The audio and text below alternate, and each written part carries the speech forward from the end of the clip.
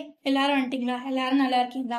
So இன்னைக்கு என்ன பார்க்க போறோம் அப்படின்னா, தமிழ்லேருந்து ஒரு ஃப்ரீ டெஸ்ட் தான். ஒரு 50 கொஸ்டின்ஸ் இருக்கும். கடகடன்னு போட்டுடலாம், ஓகேவா? ஸோ இது மோஸ்ட்லி இலக்கணம் பேஸ்டாக தான் இருக்கும். போட்டுடலாமா?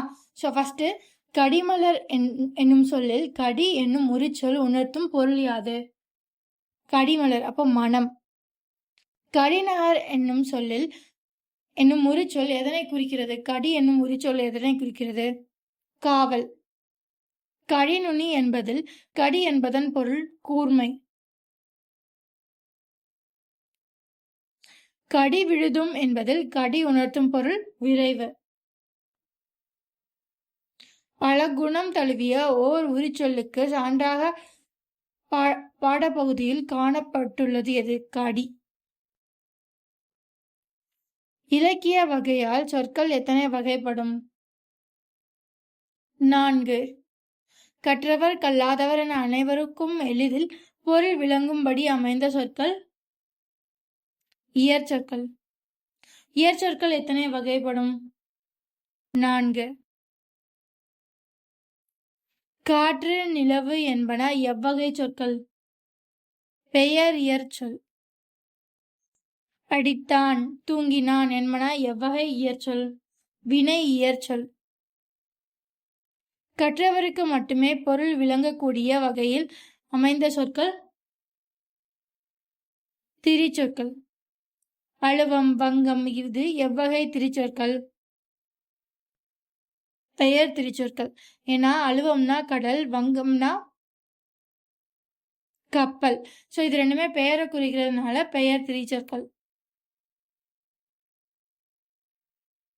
இயம்பினான் பயின்றான் இது எவ்வகை வினை சொற்கள்? ஸோ இயம்பினான் பயின்றான் இது ரெண்டுமே என்ன அப்படின்னா ஒரு செயலை குறிக்குது, அதனால வினை திரிச்சொற்கள். வங்கம் நாவாய் தோனி என்பன எவ்வகை திரிச்சொல்? ஸோ இது எல்லாமே ஒரே ஒரு பொருளை தான் குறிக்க போது, அது கப்பல். ஸோ அதனால ஆப்ஷன் ஏ ஒரு பொருள் குறித்த பல திரிச்சொற்கள். இதழ் என்னும் திரிச்சொல் பூவினிதழ், உதடு, கண்ணிமை என பல பொருள் தருவது. ஸோ இப்போ ஒரு வார்த்தை நிறைய பொருள் தருது. ஸோ அப்போ என்ன வரும்? பல பொருள் குறித்த ஒரு திரிச்சொல். Option B. வடமொழி தவிர பிற சொல்களில் தமிழில் இடம்பெற்றுள்ள சொற்கள் திசைச்சொல். ஸோ வடமொழியிலேருந்து அது வடச்சொல் அப்படி ஆயிடும். சாவி, ஜன்னல், அலமாரி போன்றவை எவ்வகை சொற்கள்? திசைச்சொல். சமஸ்கிருத மொழியிலிருந்து தமிழில் இடம்பெற்றுள்ள சொற்கள் வடச்சொல். வடச்சொல் எத்தனை வகைப்படும்? அது 2 வகை தான்.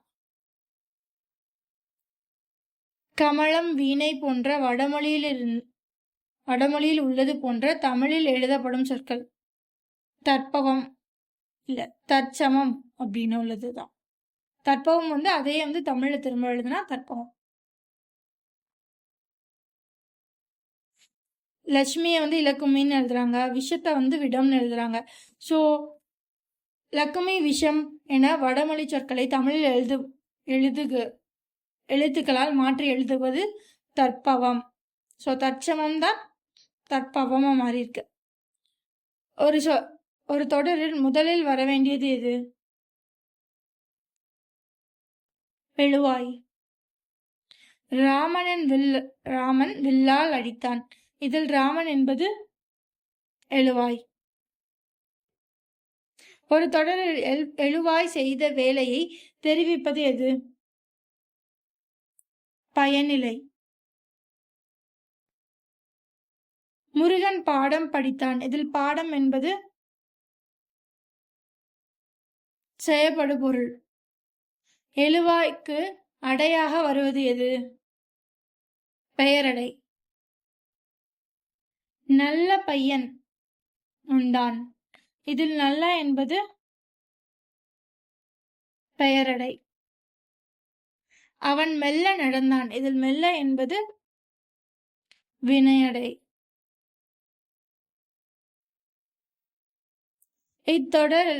ஒரு தொடரில் செயற்படு பொருள் எங்கே வரும்? ஆப்ஷன் பி எழுவாய்க்கும் பயனிலைக்கும் இடையில். தமிழ் வாக்கியங்கள் அமைப்பில் கட்டாயமாக இருக்க வேண்டியது எது? பயனிலை. இரண்டாம் வேற்றுமை உறுப்பு எது? ஐ. மூன்றாம் வேற்றுமை உறுப்பு ஆள். அவன் புத்தகத்தை வாசித்தான். இதில் பயின்று வரும் வேற்றுமை உறுப்பு தை. அப்ப ஐ. நடந்தாள் என்பது எவ்வகை சொல்? தடந்தோள் என்பது எவ்வகை சொல்? உரிச்சொல். விழுப்பொருள் என்பதன் இலக்கண குறிப்பு எது? குறிச்சொற்றொடர். தடங்கன் என்பதன் இலக்கண குறிப்பு உரிச்சொற்றொடர். பொற்றம் என்பது எதை குறிக்கும்? பசு. அழுவம் என்பதன் பொருள் கடல். வங்கம் என்பதன் பொருள் கப்பல். இயம்பினான் என்பது எவ்வகை திரிச்சொல்? வினை.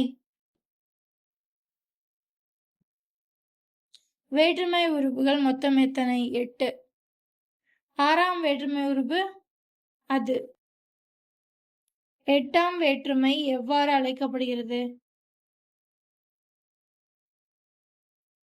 ஆப்ஷன் ஏ விழி வேற்றுமை. ஐ என்னும் உருவு மறைந்து வரும் தொடருக்கு உதாரணம்? பாடம் படித்தான். நல்ல பையனை பார்த்தேன். இதில் நல்ல என்பது எதனை விட்டு விலகாது?